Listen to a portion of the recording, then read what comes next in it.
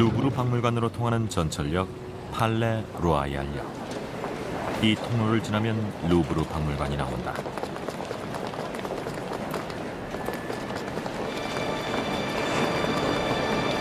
갤러리 드 카루셀을 지나면 마침내 루브르가 모습을 드러낸다.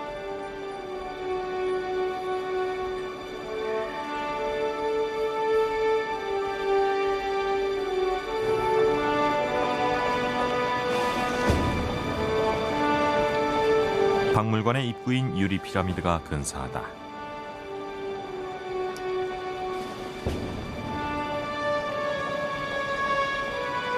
루브르는 전철로도 손쉽게 방문할 수 있다.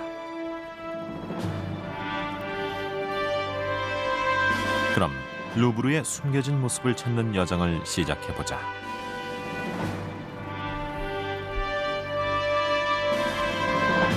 루브르는 본디 파리를 방어하는 요새로 지어졌으나 이후 프랑스 왕들에 의해 대규모 개조를 거쳐 나폴레옹 치하에서 박물관으로 이름을 얻었다.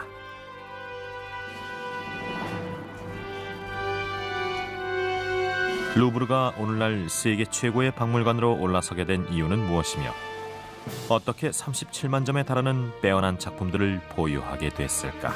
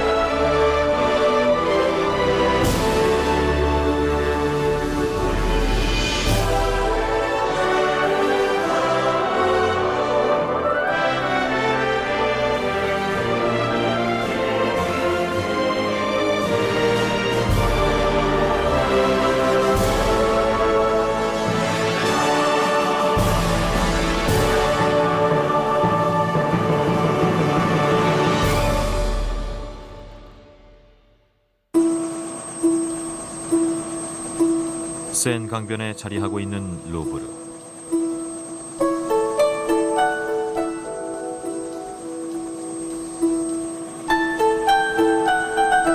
길이가 1.5km에 이르는 루브르는 한때 프랑스 왕들이 거처하던 궁전이었다.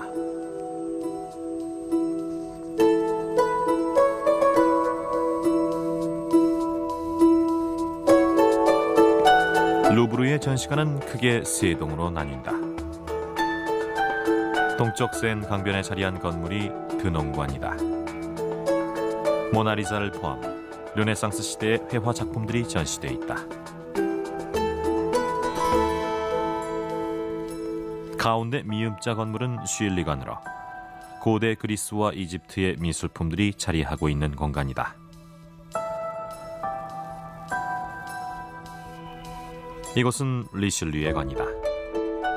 플랑드르 회화와 프랑스 조각품 및 공예품들이 전시돼 있다. 오늘은 쉴리관의 1층부터 살펴보기로 하겠다.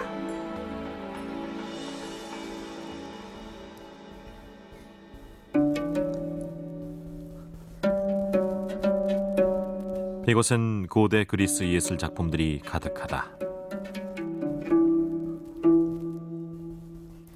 조각과 공예품을 포함해서 기원전 6000년에 만들어진 유물들까지 골고루 만날 수 있는 공간이다.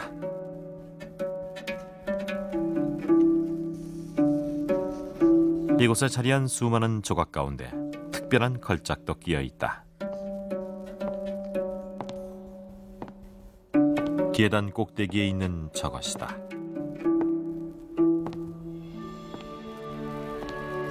하늘에서 내려오는 여신을 새긴 이 작품이 바로 그 유명한 사모트라케의 승리의 여신이다. 발판을 포함 키가 3m에 이른다. 두 날개를 활짝 펼치고 있는 여신의 모습에서 역동적인 힘이 넘친다.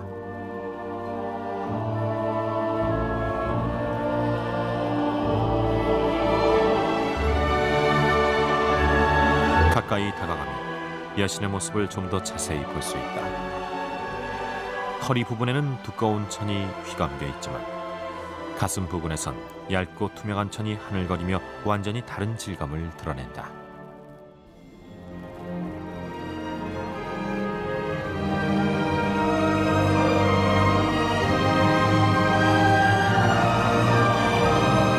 사실 승리의 여신은 남모르는 비밀을 간직하고 있다.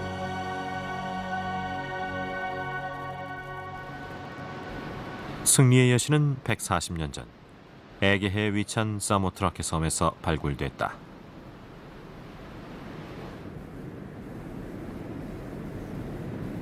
섬의 신전과 원형 경기장 등은 대부분 잘 보존돼 있는 상태였다.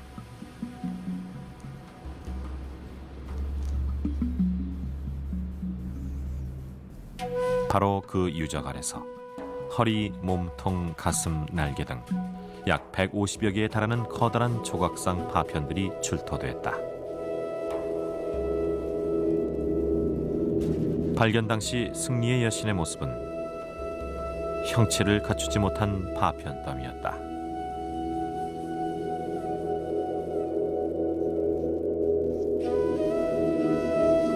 승리의 여신은 출토되고 15년이 지나서야 처음으로 루브르에 전시됐다. 하지만 허리 아랫부분만 겨우 복원된 상태였다.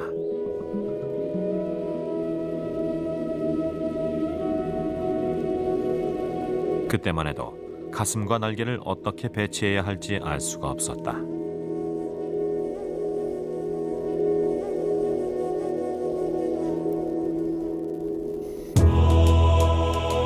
이 골치 아픈 복원 작업은 당시 고대 유물부의 수장을 맡고 있던 펠릭스 라베송 몰리에게 넘어갔다. 이 작은 소상들도 모두 승리의 여신이다. 사모트라케의 승리의 여신과 같은 시대에 만들어진 이 소상들은 모두 테라코타로 빚어졌다. 날개를 살펴보면 모두 활짝 펼쳐진 형태다.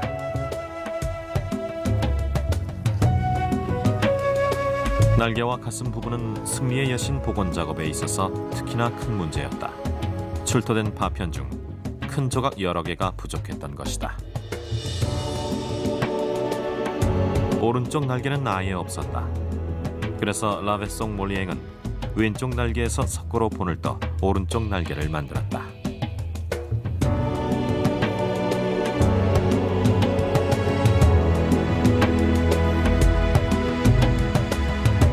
이것은 당시 복원한 부분을 찍은 사진으로 녹색 부분이 석고로 새로 만든 부분이다.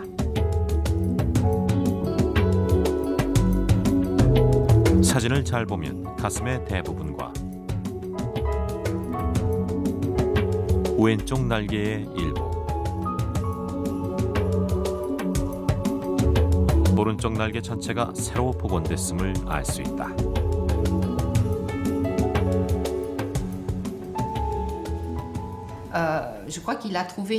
라베송 몰리앵은 승리의 여신의 균형미를 훌륭하게 복원해냈습니다. 여신의 위풍당당한 모습을 되살리기 위해선 복원 작업이 꼭 필요했어요. 하지만 한편으로는 완전히 새로운 작품이 만들어질 위험이 있었죠. 그것만은 조심스럽게 피했습니다. 복원은 원작을 충실하게 살리는 한도 내에서 이루어졌어요. 바로 그런 이유로 복원된 작품이 오늘날까지 그대로 남아있는 것입니다. 더 이상 복원할 필요가 없어 손대지 않은 거죠.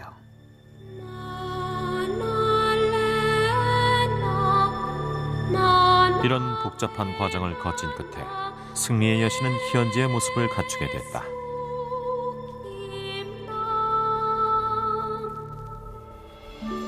루브르는 여신상의 전시 방식에 대해서도 깊이 고민했다. 현재 여신상은 아래에서 위로 올려다보게 돼 있다.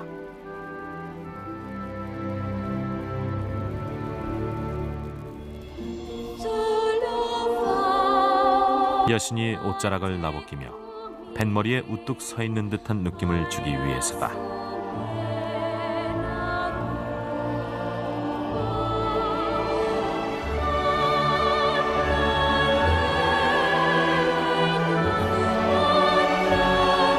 루브르는 여신상을 계단 꼭대기에 배치함으로써 여신상의 아름다움을 극대화했다.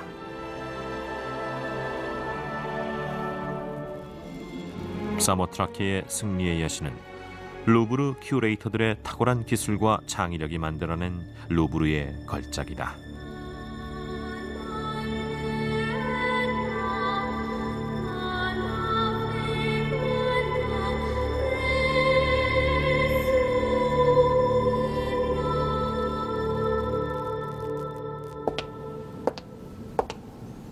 자, 이번엔 다른 여신을 만나보자.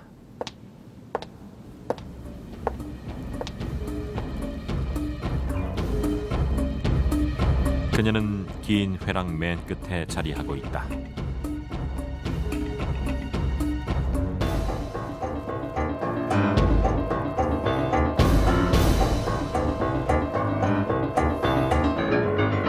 이것은 사랑과 미의 여신인 밀로의 비너스로 기원전 100년경에 제작된 헬레니즘 시대의 걸작이다.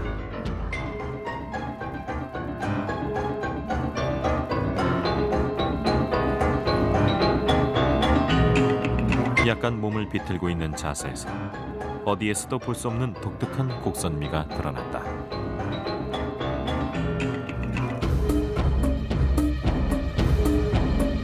어느 각도에서 바라보아도 비너스의 아름다움은 완벽하다.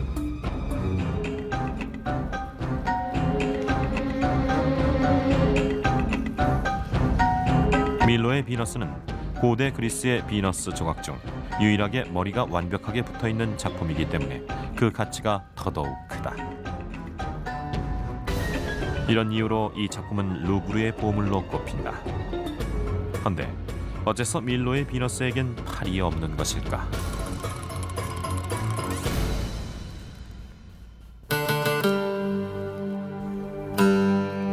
왜 승리의 여신의 날개를 복원했듯 팔을 복원하지 않은 것일까? 사실 당시엔 비너스의 복원을 위한 여러 가지 안이 검토됐다.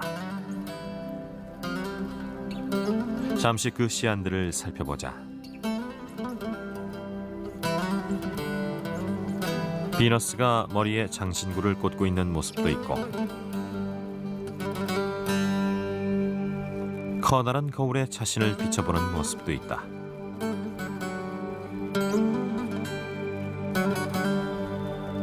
기둥에 팔을 얹고 있는 모습도 보인다.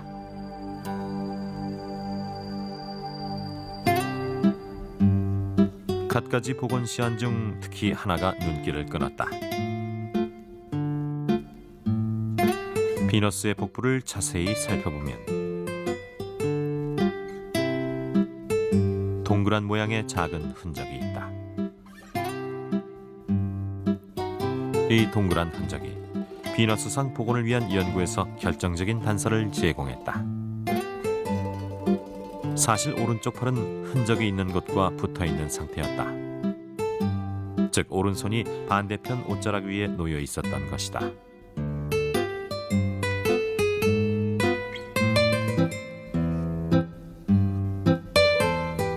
그렇다면 왼팔은 어땠을까? 왼쪽 어깨의 근육 형태로 밀어봐 어렵지 않게 짐작할 수 있다. 아마도 팔을 이렇게 들고 있었을 것이다. 어째서 이런 자세를 취하고 있었을까? 이곳은 비너스상이 출토된 밀로섬의 발굴 현장이다.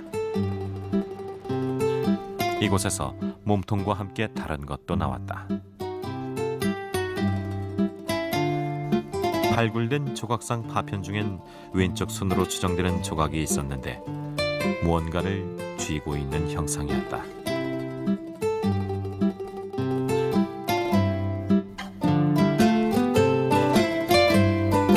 여기선 손에 사과를 쥐고 있다.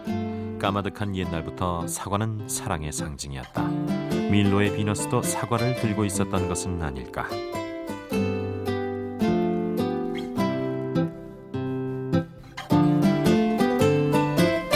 이것은 두 팔을 복원한 상상도다.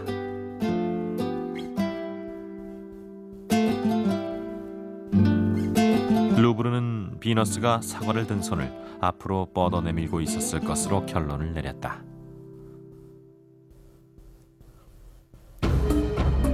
하지만 큐레이터들은 복원을 하지 않았다.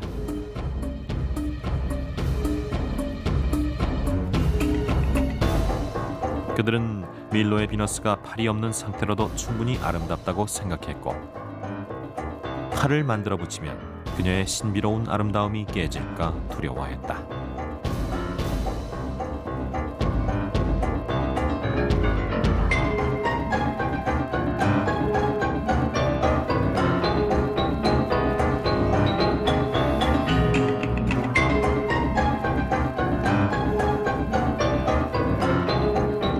루브르의 큐레이터들은 불필요한 복원을 단호하게 거부함으로써 아름다움의 신화를 창조해냈다.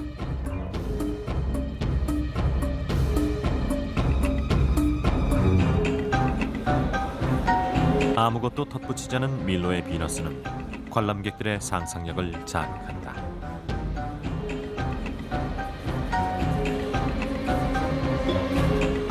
한데 승리의 여신상의 경우는 복원 작업을 통해 그 아름다움이 한층 더 빛을 발하고 있다. 두 작품에 대한 전혀 다른 접근 방식에서 루브르의 뛰어난 미적 감각이 도드라진다.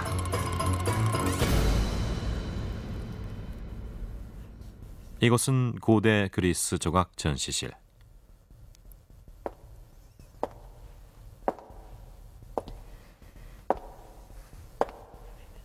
이 전시실 끝엔 크니도스의 아프로디테가 서 있다. 밀로의 비너스보다 240년 앞서 만들어진 것이다.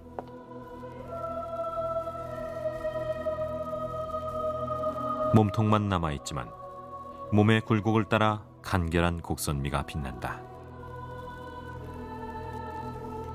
크니도스의 아프로디테는 여신의 아름다움을 여인의 나신으로 표현한 최초의 작품이라고 한다.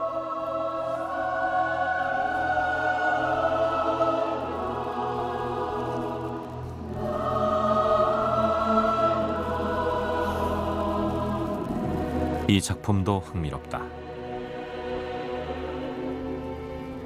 그리스 신화의 등장인물 중 하나인 헤르마프로디테가 잠들어 있다. 몸의 섬세한 굴곡을 보면 잠든 여인이 분명하다.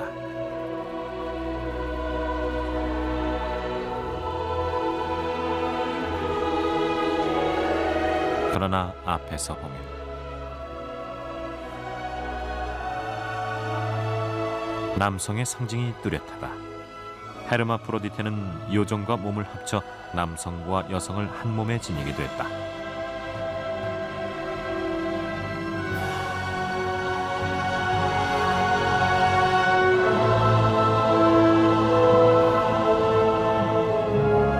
오른쪽에서 왼쪽으로 몸을 돌리면서 역동적인 동작을 취하고 있는 조각상. 검투사가 왼쪽 손에 방패를 들고 공격을 피하며 반격을 가하는 찰나의 움직임을 잡아낸 작품이다.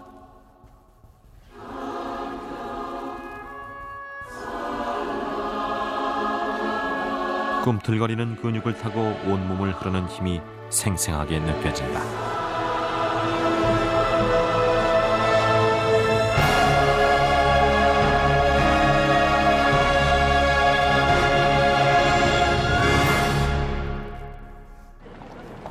매일 2만 명의 관람객이 루브르를 찾는다. 그들의 목표는 세계적으로 이름 높은 컬렉션을 감상하는 것이다. 그 컬렉션을 만든 것은 이곳 큐레이터들만이 아니다. 사실 루브르의 컬렉션은 일반 시민들에게도 빚진 바가 크다.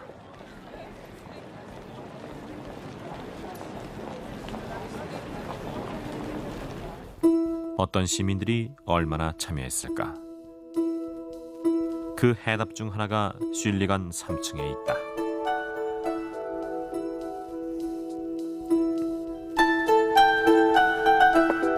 이곳은 18세기 프랑스 회화 전시실이다. 잠시 로코코 시대로 돌아가 보자.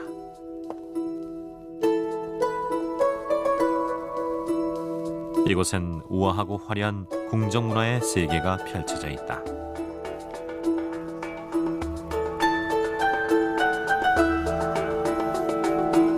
이곳은 관람객으로 붐비는 일이 드물기 때문에 사람들의 방해를 받지 않고 천천히 거닐면서 작품을 감상할 수 있다.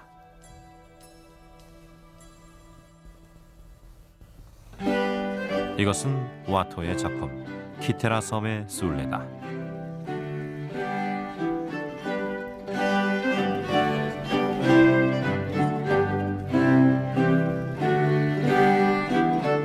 전설적인 키테라 섬에 도착한 8커플이 보인다.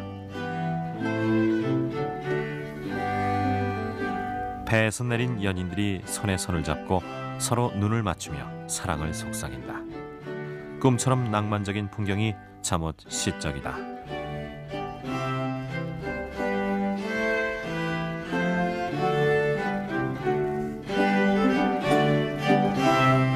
이 유명한 로코코 작품 속엔 감미로운 사랑의 세계가 부드럽게 묘사돼 있다.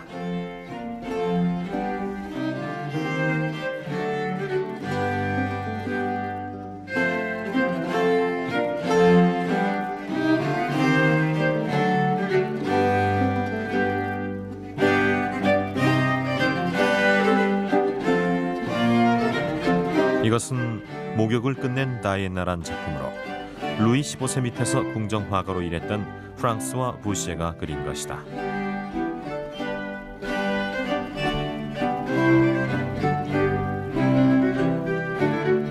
사냥의 여신 다이애나가 강에서 목욕을 마치고 요정의 시중을 받고 있는 모습이다.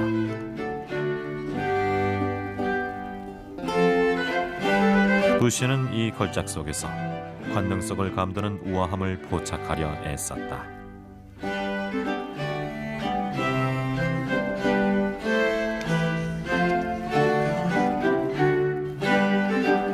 다음으로 살펴볼 작품은 프라고나르의 볼트다.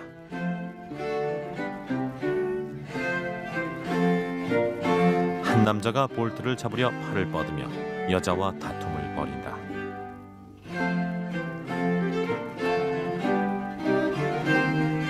마치 연극의 한 장면을 보는 듯하다.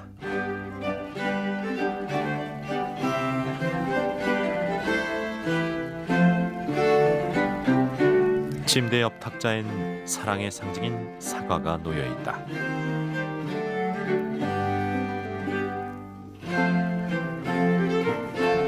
이 작품은 남성과 여성 간의 사랑 싸움을 드라마틱하게 표현하고 있다.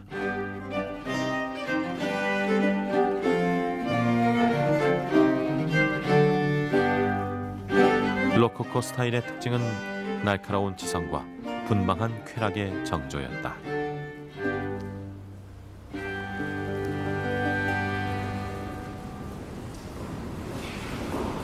그러나 프랑스 혁명이 일어나면서 이런 그림이 사랑받던 시대는 끝났다. 프랑스 귀족들이 창조한 로코코의 화려한 세계는 부도덕하고 퇴폐적인 것으로 낙인 찍혔고 로코코 스타일은 사라져버렸다.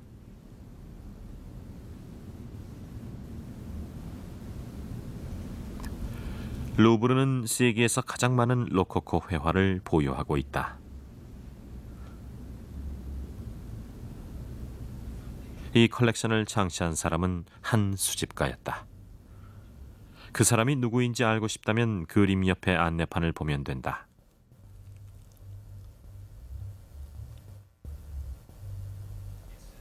라 카즈 컬렉션이란 글자가 선명하다. 라 카즈는 누구일까?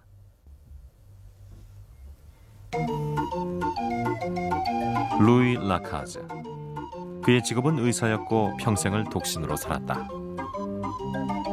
18세기 말약 파리의 한 부유한 집안에서 태어난 그는 예술과 골동품을 사랑했다. 학창 시절부터 부모님에게 받은 용돈을 모아 그림을 사들였다고 한다.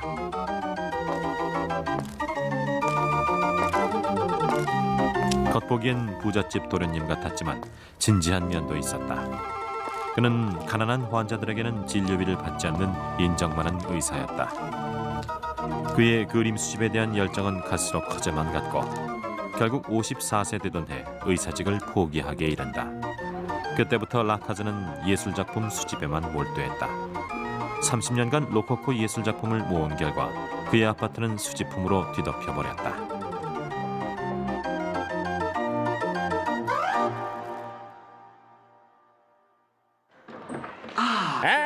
어서 오세요. 여기가 제 아파트입니다. 이건 모두 다 제가 수집한 그림이죠. 자, 보세요. 이건 3년 전에 우연히 발견한 와토의 작품인데요. 제가 제일 좋아하는 화가죠. 로코코 회화에 관심을 가진 사람이 실질적으로 라카즈뿐이었기 때문에 그는 마음껏 수집품을 모아들일 수 있었다. 라카즈는 그가 사들인 작품 목록을 상세히 기록했다. 그가 수집한 작품은 총 582점에 이른다. 이것이 그 목록이다.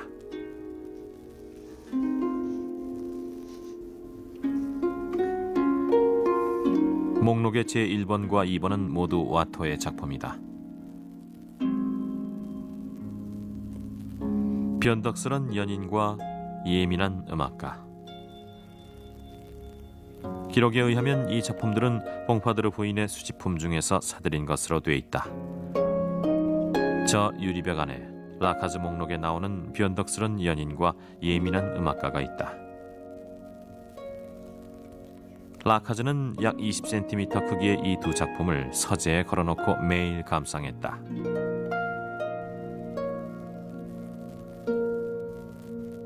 변덕스런 연인은 젊은 귀족의 초상화다.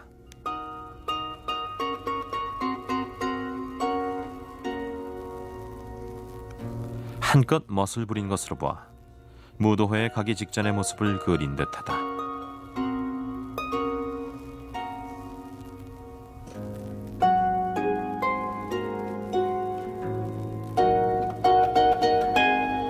화사하고 세련된 옷차림을 한 채 뾰루툭한 표정으로 현악기를 연주하는 아리따운 여인.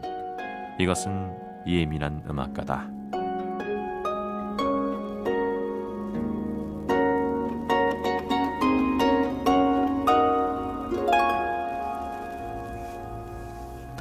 목록에는 작품에 대한 라카즈의 감상도 적혀 있다.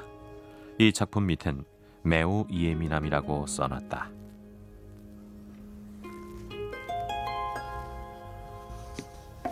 다음은 라카즈가 가장 아꼈던 작품 중 하나인 와토의 공원의 모임이다.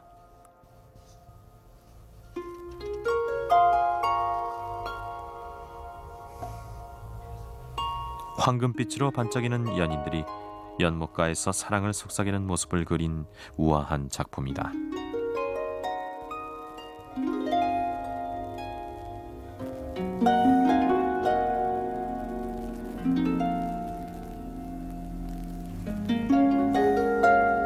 라카즈는 이 그림 밑에 달콤한 작품이라고 썼다.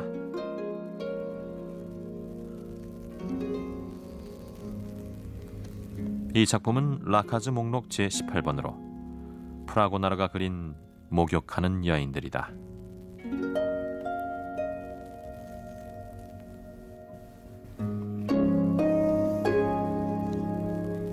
숲속에서 목욕을 즐기는 여인들의 모습이 가벼운 터치로 그려져 있다.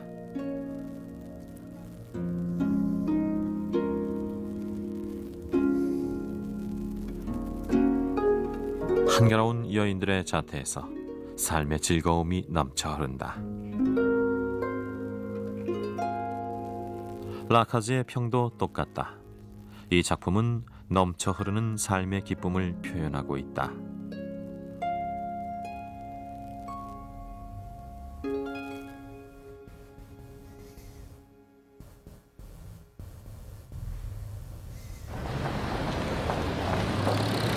파리의 한 모퉁이엔 라카즈가 살던 시절부터 있었던 경매소가 있다.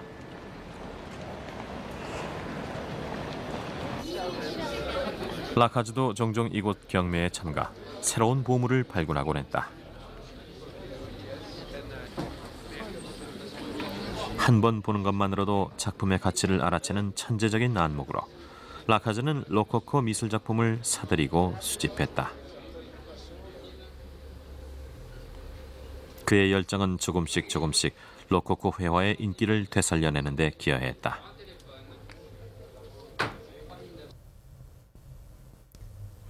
그는 1869년 71세의 나이로 세상을 뜨면서 그간 수집한 582점의 회화 작품을 루브르에 기증했다.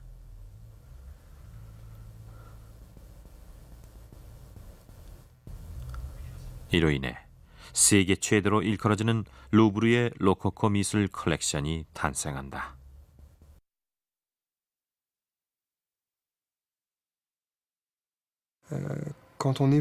루브르 컬렉션에 대해 얘기할 때면 반드시 라카즈라는 이름이 나오게 되어 있는데요. 그 이유는 그의 컬렉션이 루브르에 기증된 것 중 가장 규모가 크기 때문이죠. 그의 기증 덕분에 사람들은 로코코 스타일을 다시 한번 감상할 수 있게 됐습니다. 18세기 회화를 재발견한 것이야말로 라카즈의 가장 큰 업적입니다.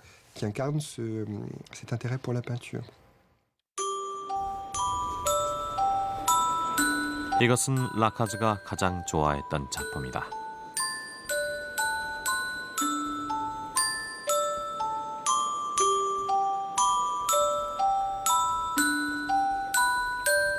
와토의 대표작 피에로.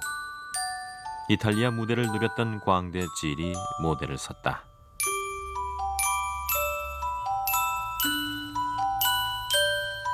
이 작품은 은막을 은퇴한 어느 코미디언의 새로 개업한 카페의 간판으로 제작됐다.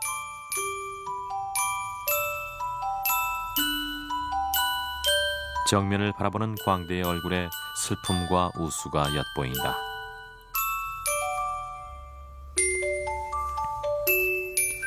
라카즈는 화려한 로코코 회화에 둘러싸여 평생을 홀로 보낸 독신남이었다.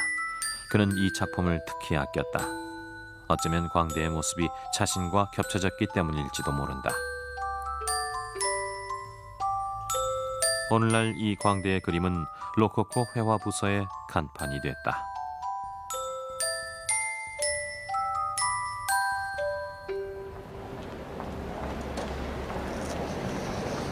루브르 지하에 위치한 아케이드.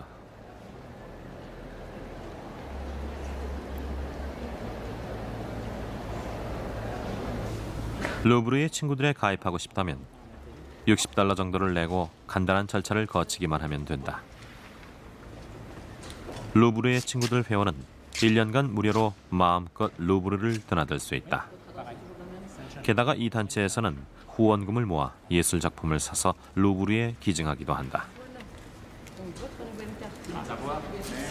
라카즈처럼 루브르를 위해 뭔가 기여할 수 있는 것이다.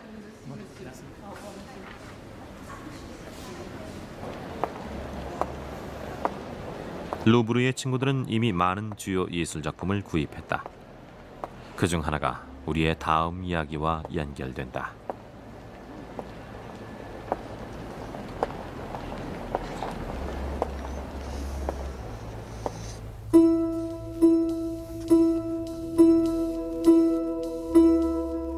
다음으로 가볼 곳은 실리간 3층에 위치한 전시실이다.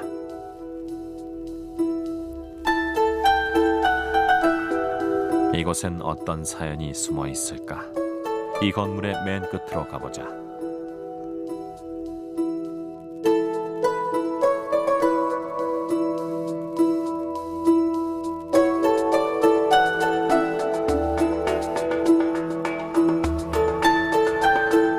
이곳은 20세기 미술사 최대의 발견으로 일컬어지는 신비로운 화가 라투르의 작품이 전시된 방이다. 라투르의 작품은 전 세계적으로 40점뿐인데 그중 7점이 루브르에 전시돼 있어 세계 최대 규모를 자랑한다.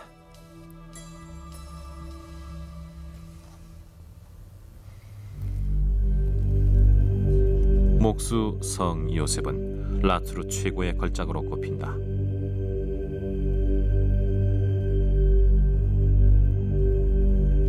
칠흑 같은 어둠을 오로지 촛불 한 자루가 밝히는 가운데 아버지와 아들이 마주하고 있다.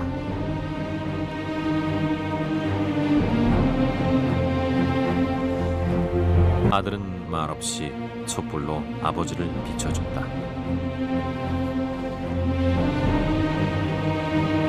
아들을 물끄러미 바라보는 눈길에서 아버지의 깊은 애정이 느껴진다. 어린 아들 예수와 그의 아버지 요셉.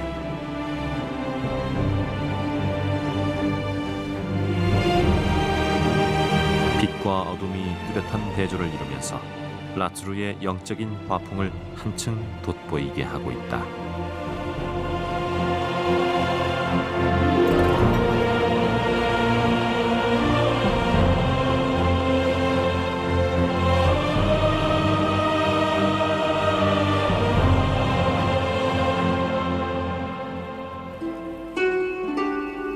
이 작품은 회개하는 막달레나다.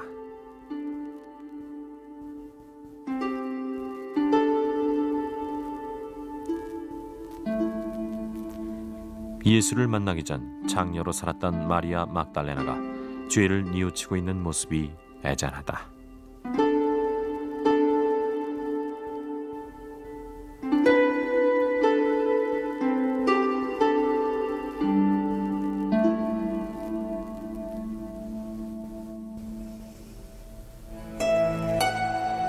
무릎 위엔 죽음을 상징하는 해골이 놓여 있다.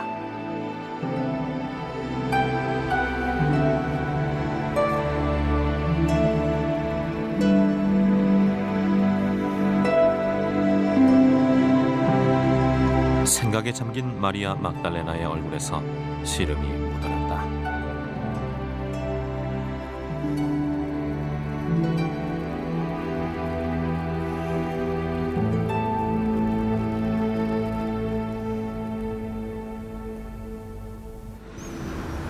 파리가 이 신비로운 화가를 주목하기 시작한 것은 1934년의 일이었다.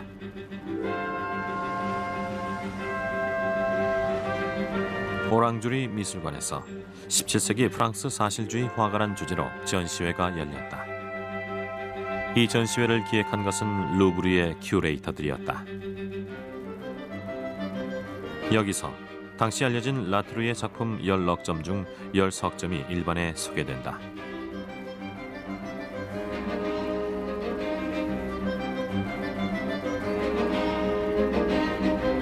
전 세계가 이 신비로운 화가에게 열광했다.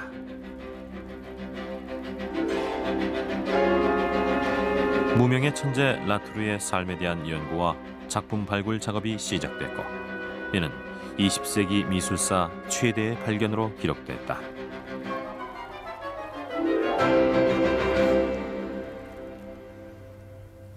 전시회가 열릴 당시 루브르는 이미 라투르의 작품을 한 점 보유하고 있었다. 바로 이것이다.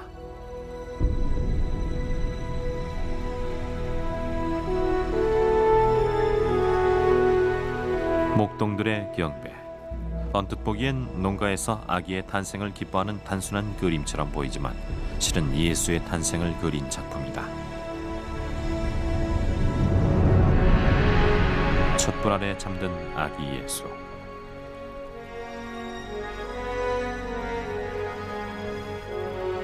예수를 지켜보는 성모 마리아와 성 요셉, 그리고 세 목동의 얼굴엔 애정이 담뿍 담겨 있다.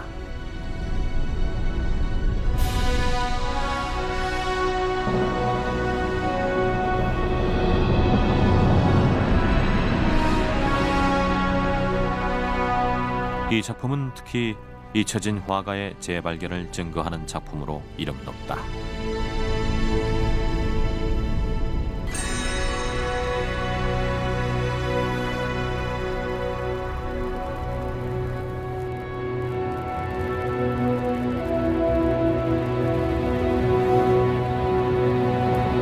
이것은 독서하는 성 제로니무스로 전시회 직후 들여온 작품이다.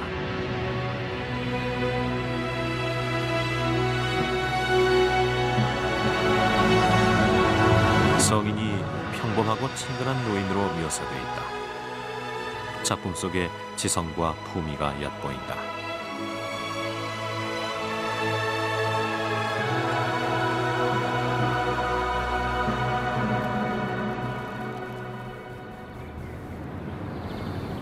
그런데 라투르는 어떤 사람이었을까? 그는 1593년 프랑스의 로랭 지방에서 태어났다. 제빵사의 아들이었다고 하는데 어디서 그림을 공부했는지는 알 수 없다.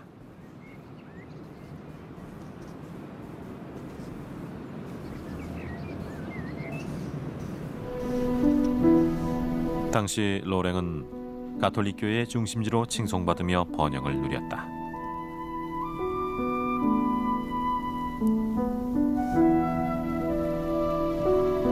라투르는 로랭 공작의 총애를 받았다고 한다.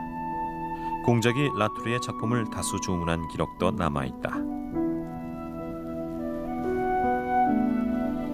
그러나 1618년 30년 전쟁이 발발하면서 로랭 지방은 격전지로 변했다.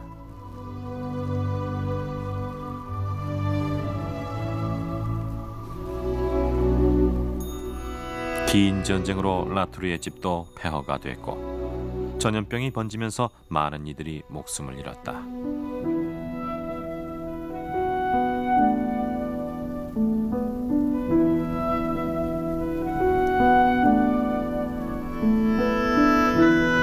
이때 라투르도 무수한 죽음을 목격했고 그 결과 인간 내면의 빛과 그림자를 묘사할 수 있게 됐다고 전해진다.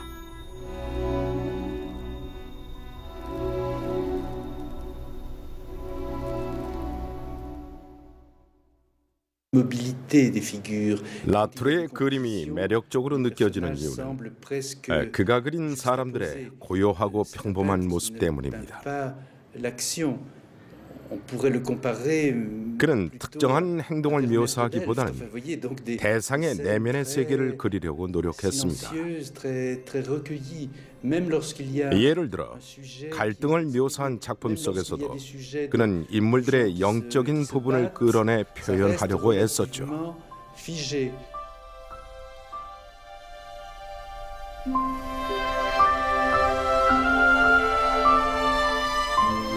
현대의 관람객들에게도 라투르의 영적인 작품은 매혹적으로 다가온다. 250년간 완전히 묻혀 있었던 화가 라투르. 루브르는 라투르를 발굴했고 계속해서 그의 작품을 사들이고 있다.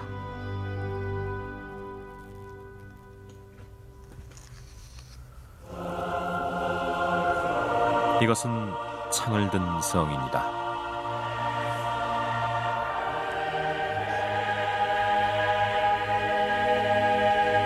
왼손엔 성경을 들고 오른손엔 창을 든 모습이다. 성인이 버티고 선 자세에서 위험이 느껴진다. 섬세한 묘사로 옷의 주름까지 세밀하게 그린 때문인지 생생하고 사실적이다. 이 작품을 구입하기 위해 루브르는 전국적으로 기금을 모금했고 이 작품 구입에 대한 관심을 높이기 위해 지방을 돌며 전시회도 열었다. 그 결과 루브르는 이 작품을 보유하게 됐다.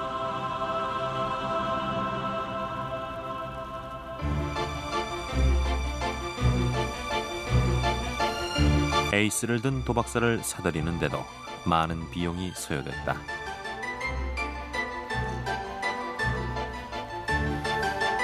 이 작품은 앞서 본 빛과 어둠의 세계를 묘사한 작품과는 좀 다르다. 한 무리의 사람들이 카드놀이를 하고 있다. 마치 연극의 한 장면처럼 수상쩍고 의심하는 사람들이 무대를 누비는 듯하다.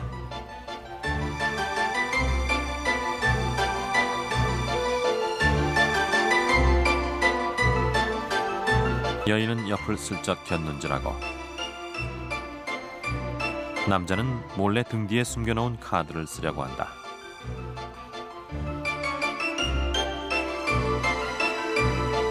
새 도박사가 노리는 것은 한 부유한 젊은이다.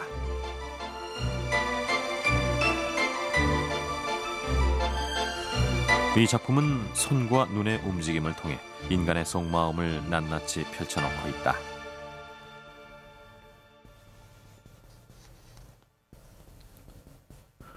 마지막으로 한 작품만 더 살펴보자.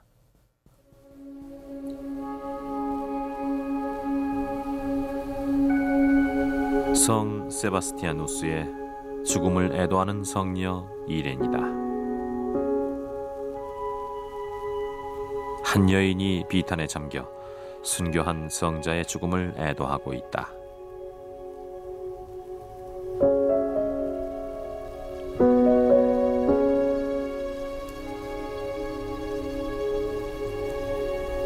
아버지 세바스티아누스의 시신을 거두며 눈물을 흘리는 딸 이렌.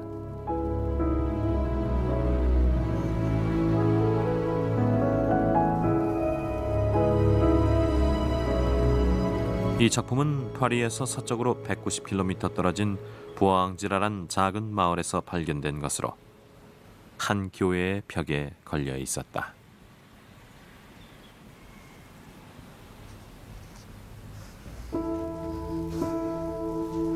Voilà, cette charmante qui était ce tableau. 마을 시장이 그림이 걸려 있던 곳을 보여준다.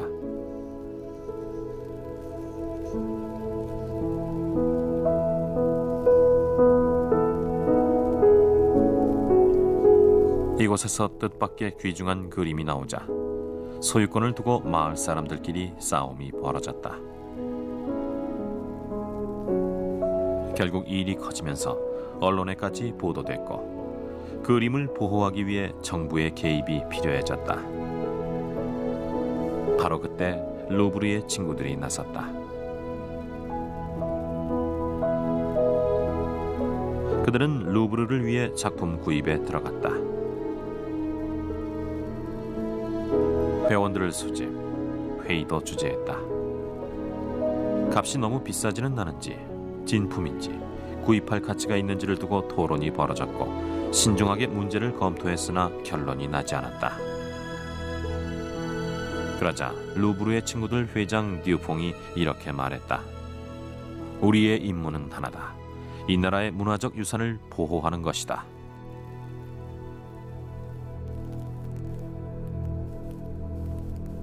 대부분의 회원들이 이 말에 동의를 표했다.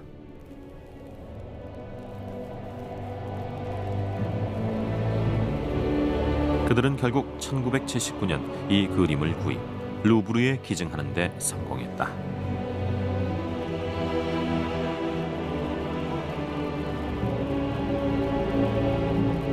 Oui, bien sûr, je suis fier de 그 ça. 작품은 우리 마을의 자랑이었습니다. 하지만 루브르에 걸리게 돼서 잘 됐어요. 거기선 좋은 상태로 잘 보관해 줄 테고 세계 여러 나라 사람들이 감상할 수 있을 테니까요.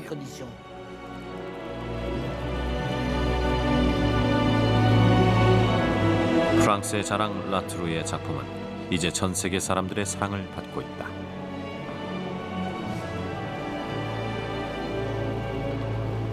루브르의 임무는 이런 예술 작품을 보호하고 널리 알리는 것이다.